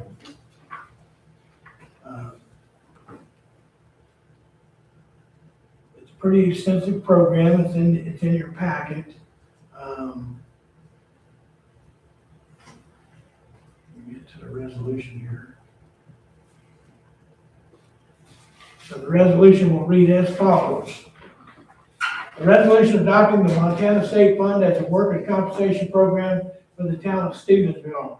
Whereas the town of Stevensville is duly organized under the laws of the state of Montana, and whereas Article 11, Section 7 of the Montana Constitution provides that a political subdivision may A, cooperate in the exercise or function, power, or responsibility with B, share the services of any officer or facilities with, and C, transfer or delegate any function, power, responsibility, or duty of any officer to one or more of the local government units, the state or the United States, and whereas Montana Code annotated 2-9-211 authorized political subdivision of the state to procure insurance separately or jointly with other subdivisions and to use a deductible or self-insurance plan wholly or in part, and whereas Montana Code annotated 39-71-403 authorizing public corporations, which term includes cities and towns, to self-insure either separately or jointly with the other public corporations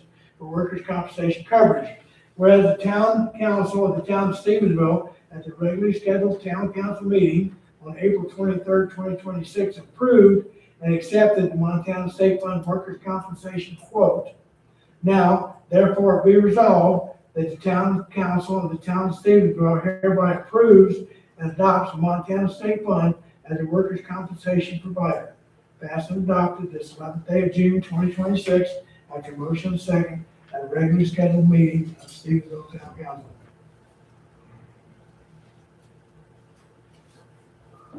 Any questions by council? Any public comment? Okay, can I please have a motion on the floor? Councilmember Ross. May I move that we approve resolution number 589, a resolution adopting the Montana State Fund as the workers' compensation program for the town of Stevensville.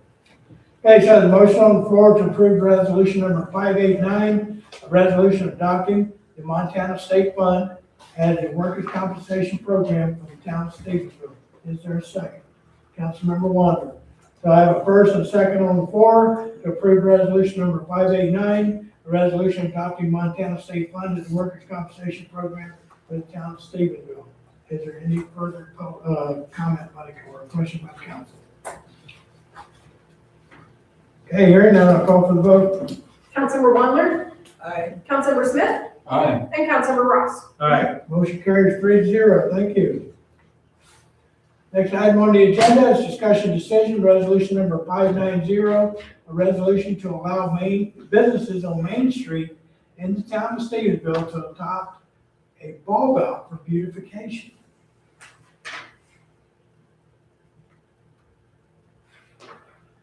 Resolution 590, a resolution to allow businesses on Main Street in the town of Stevensville to adopt a bulb out for beautification.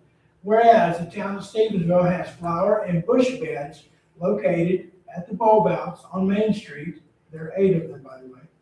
Whereas the bulb outs are located at the intersection of Main Street and Second Street, all 4 corners, Main Street and Third Street, all 4 corners, totaling 8 bulb outs. Whereas business owners have shown an interest in caring for and beautifying those areas for the town, the citizens, and those that frequent the businesses on Main Street, and now therefore be it resolved by the town council of the town of Stevensville, hereby allow adoption of said mentioned bulb outs by business owners for beautification. Passed and adopted this day, or this 11th day of June 2026, after motion second at a regular meeting of the Stevensville Town Council. And I'm sure you've all seen the bulb outs. There was a time when our town employees used to go out and maintain those, but we have citizens that want to volunteer to do that, and I think that they're wanting to take a little pride in exercising duties in the town to do this, and I approve. Question by the council. Councilmember Smith. In reading this, we have those 8 right there, but there's 2 more on 4th Street on the north side. Do those belong to us or they private? They don't have bulb out. Now, there's a bulb out there, but they don't have the vegetative planters. Yeah, I saw they did.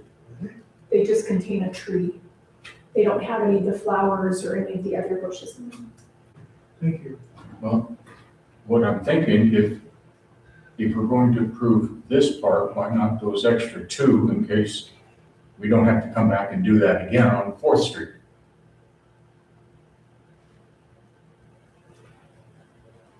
So, I guess I'd have to relook at those again, because we had Public Works went out and did check those for us, and they are just holding trees. So they weren't expanded in as large as the ones on the corners of Third and the corners on Second. But, I mean, that's something we can go back and look at. is that something that if they're sponsoring it, they could add something to their, that holdout? say that If again. the business wanted to sponsor one of those, could they add flowers to that? Sure. So we might be worth, just include, just saying all holdouts can be We sponsored? could amend the resolution to add that. That's no problem. So amend the resolution. So I need a motion on the floor to amend the resolution to include those 2 bulb outs. Councilmember Smith. I move that we amend the resolution to include the bulb outs on 4th Street, which should be on the north corners. Okay, so the motion on the floor to amend the resolution to include the bulb outs on the north. I think I've got my directions Yeah, right. they're north to the north corner. Yes. Is there a second? Councilmember Waller. So there's a motion on the floor to amend the resolution to include the 2 bulb outs on the corners of 4th and Main on the north corners. Okay, is there any council discussion on that motion? Any public comment on that motion? Any further discussion on that? Okay, Jen, would you take the vote on that amendment? To amend and add in north bulb outs on the corner of 4th and Main. Correct. Councilmember Ross, Aye. Councilmember Wondler, Aye. and Councilmember Smith. Aye. Okay, very good. So now we're back, now we're at 10 bulb outs. Okay. Or 10. So is there any further discussion from council? Any public comment? Okay, could I have a main motion on the floor?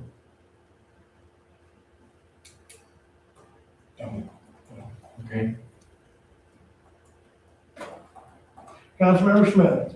I move that we adopt resolution number 590, resolution to allow businesses on Main Street in the town of Stevensville to adopt a bulb out for beautification. Okay, so the motion on the floor to adopt resolution 590 as amended As amended, yes. to allow businesses on Main Street in the town of Stevensville to adopt a bulb out for beautification. Is there a second? Councilmember Ross. So I have a motion on the floor to approve resolution 590 as amended, a resolution to allow businesses on Main Street in the town of Stevensville to adopt a bulb out for beautification. Okay, is there any further council discussion? Hearing none, I'll call for the vote. Councilmember Ross, Aye. Councilmember Wendler, Aye. and Councilmember Smith. Aye. Okay, thank you. Motion carried 3-0. Last item on new business.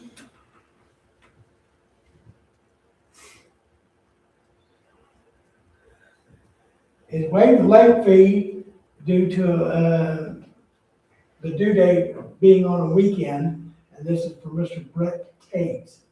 Okay, Mr. Tate came in and explained the problem, and, I told him that I couldn't waive the late fee, neither could the clerks, had to come before council. So our due date was on the weekend. Obviously, you put it in the box. It's not gonna be read until the next business day, which makes it late. So in this case, he's asking because he put it in the box before the due date, he's asking for the late fee to be waived. So I said I'd bring it before council and let council make a decision. Council, or Janelle. He did not provide his payment in the box. He actually is Oh, on that's his right. bill paid from his bank. So then it processed around the 19th of the month and then sent in the mail. Memorial Day was on the 25th. So of course, we did not pick up mail until the 26th. So if it was delivered on that Saturday prior, we wouldn't have gotten it until the Tuesday, the 26th. And that's what happened in this case. My apologies, I had him confused Thank with you. somebody else. Well, we just fixed that in another resolution. Well, we just fixed that in another resolution. Yeah. You're absolutely right. So what he's asking for is, he's asking you folks to waive his late fee. Okay. Gina, I would highly recommend, I would see that that would cause a huge problem. Being that we fixed it in this resolution, because then you're going to have everybody coming back saying, I want my late fee waived, and why didn't you do that? And, you know, we don't make the rules, we just follow them. And I think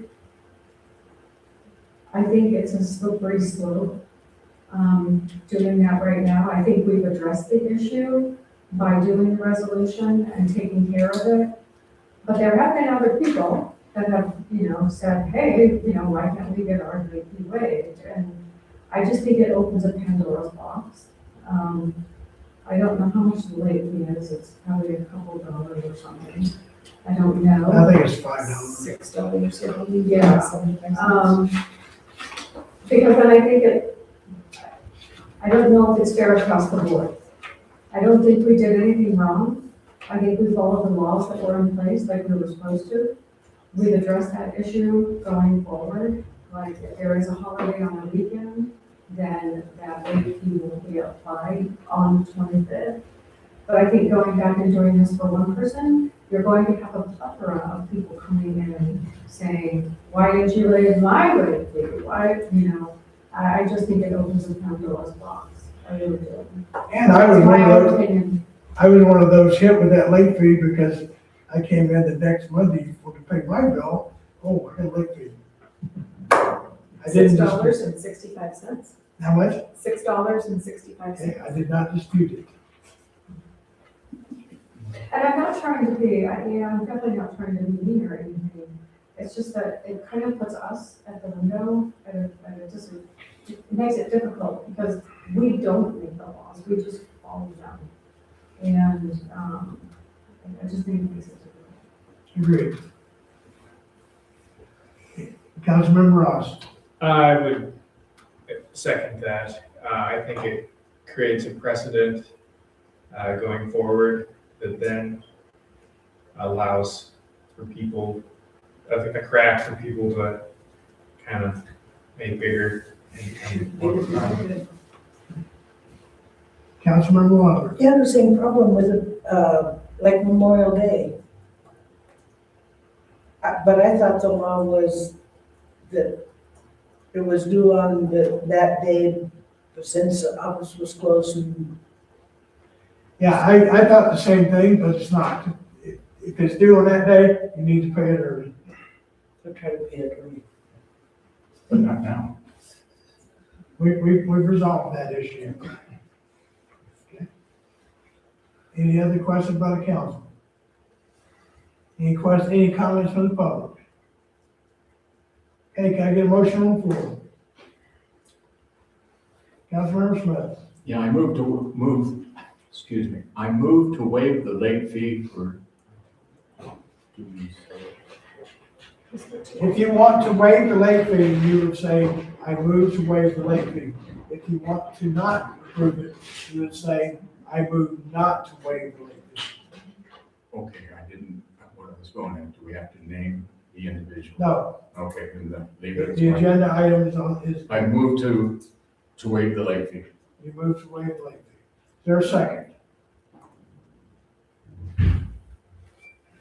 Councilmember Waddle. Are you seconding this? Or I'm not? not sure.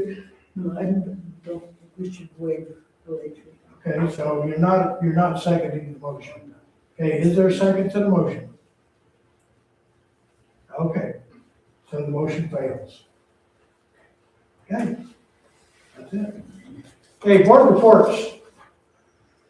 So you know that item failed. Thank No second. Okay, board reports, any board reports? Okay, any town council comments? Councilmember Ross. I will be out of town for the next 2 weeks. Okay, and you submitted your departure request, correct? Be safe. You said, yes. Absolutely. Buy me a piece of fat lighter. Try.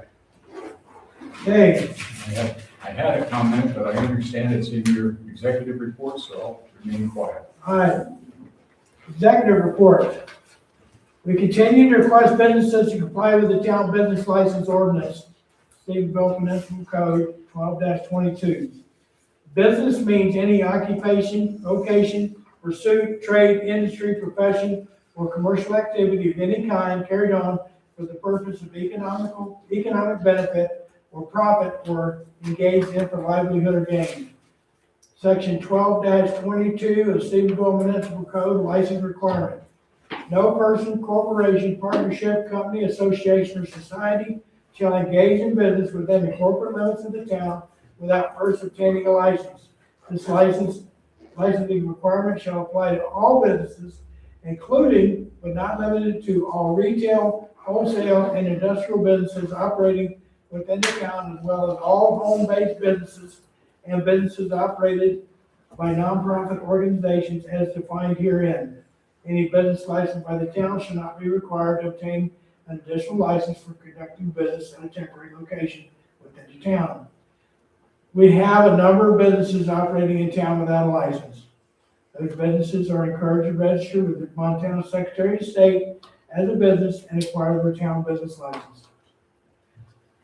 I will be bringing forward a resolution asking council to suspend restrictions of bicycle riding in the Stevensville River Park, and ultimately removing that restriction from the park, as well as asking permission of the council to create a series of bicycle paths in the park specifically for bicyclists.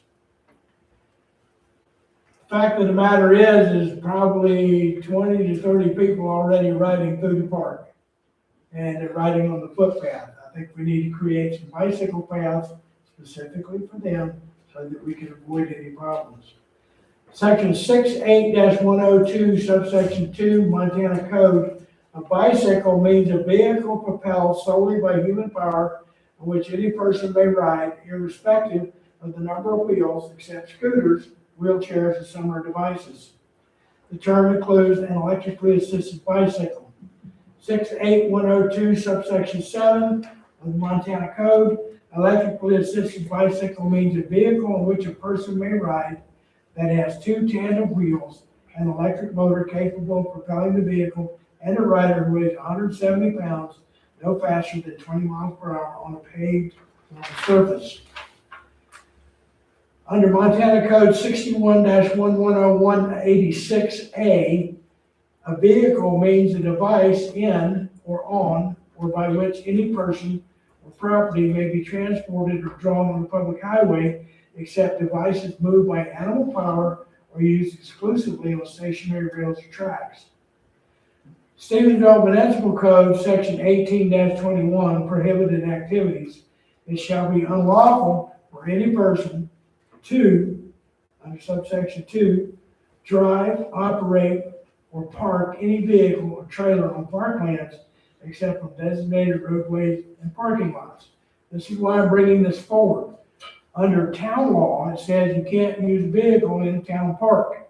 State law defines a vehicle, a bicycle is a vehicle. So we can't ride bicycles in our park. That's why I'm gonna ask to suspend that. We administered the oath of office for Judge O'Connor's reappointment on Tuesday morning at 9:30. Okay, glad to have her staying on board. We will be bringing forth changes to the Town of Stevensville Personnel Policy Manual to incorporate our benefit plans, as well as outlining the retirement package in our Personnel Policy Manual. The mayor has a new whiteboard. It has tasks written on it. We'll be working toward those tasks. No specific priority, but we will be getting these things done. And I'm already finding out my clerks are adding things to it. There is a new campground at Fort Owen Fishing Access. It is not the town's responsibility. When all of this was first proposed years and years ago, like 2017, it was to be a day use only park and attended by Fish and Wildlife. Now I see there's no attendant down there. We have at least, 4 or 5 parking spots or camping spots down there, and they charge like $12 per day. You can only camp there 7 days out of 30. I went down there because somebody told me that they set up a campground down there. I didn't believe them. Well, lo and behold, there's the sign with all the requirements on it. I'm not very happy about this because we were told a long time ago that it wouldn't be overnight camping, and now we have overnight camping. Number 7, please understand that we're here for you. If you need something, come in and ask.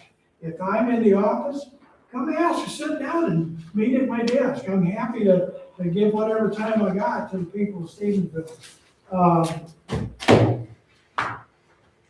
What happens is people they become afraid to ask questions of our town staff, and that's not right. If you got a question about finances, come in and ask to see Jamie. She'll sit down with you. She'll find a way to make time. Same thing for Robert. If you got problems about how the way the town is operating, come in and ask to see Jeanette. Okay? Come ask to see me. Call me on the phone. My phone's off 7/24. And I do take my calls seriously. So, and our council members, they are always available one way or the other, either in person or on phone. And they are your legislative representatives. They are your representatives in the town government. If you remain quiet and don't say anything to these people, it's consent by silence. They are just like your Congress critter, okay, your congressman. Call him up on the phone. Call these people on the phone. They represent you, and we are here at your request. And with that, I'll take a motion to adjourn. Motion to adjourn. Keith, second? Second. Okay, all in favor? Aye. Aye, thank you.